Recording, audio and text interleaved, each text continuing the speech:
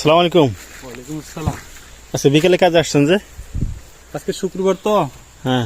তাই শুক্রবারে নামাজ পড়ার জন্য গেছিলাম বাসায়। নামাজ পড়ে তারপর আসছি আবার বিকেলে। এই কোম্পানিতে তো নামাজের কোনো সমস্যা নাই না? নামাজের কোনো সমস্যা নাই তো, এই কাজটা নিজস্ব কাজ। হুম আপনি এখন করলেন, আবার কিছুক্ষণ রেস্ট করলেন, হুম। কিন্তু বছরে কিন্তু ডাকিও যাবে না। কিন্তু আজকের কাজ আপনার আজকেই করতে হবে, মানে দৈনিকের কাজ দৈনিক করতে হবে, আর দৈনিক করতে হবে। নামাজের তো সমস্যা করে না?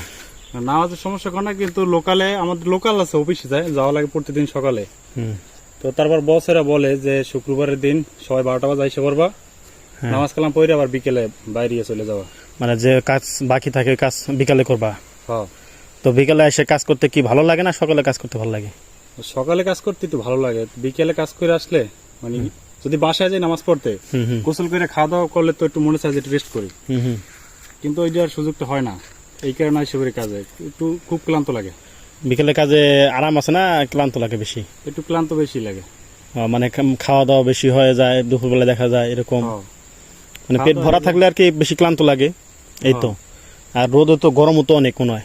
প্রচুর গরম, কিন্তু বিকেলবেলা আসছি, এখন কিন্তু আপনার গেঞ্জি ভিজে গেছে, কালো গেঞ্জি তো এই কারণে বোঝা যায় না। হুম। এই গেঞ্জি চিপ হ্যাঁ। অবস্থা খুব খারাপ। হুম। তো ভালো থাকবেন। ওকে, আসসালামু আলাইকুম। আসসালাম।